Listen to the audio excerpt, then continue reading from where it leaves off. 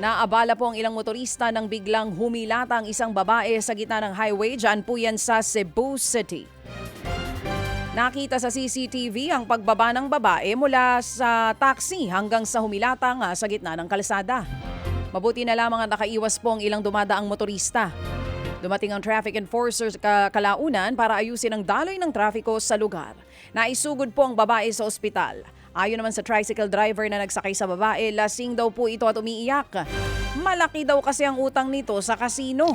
Nananatili pa sa Cebu City Medical Center ang sinasabing babae. Sinalakay naman ng mga otoridad ang iligal at dugyot na pagawaan ng juice drinks. Diyan po yan sa San Fernando sa Pampanga. Inabutan pa ng mga operatiba ang isang lalagyan na nakatiwangwang habang may laman na tila juice.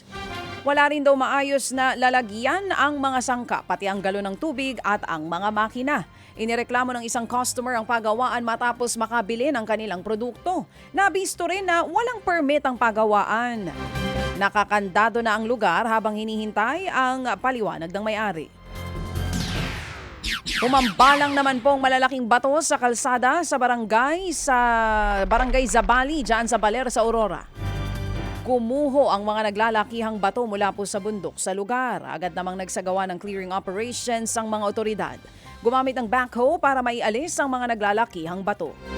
Wala naman pong napaulat na nasaktan at nadadaanan na muli ang apektadong kalsada sa ngayon.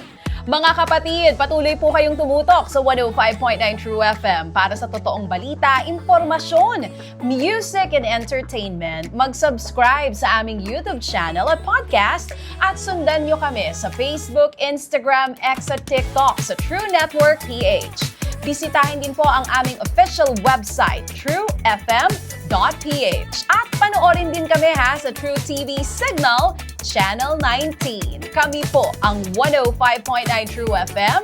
Laging true sa'yo, kapatid. Ito tayo sa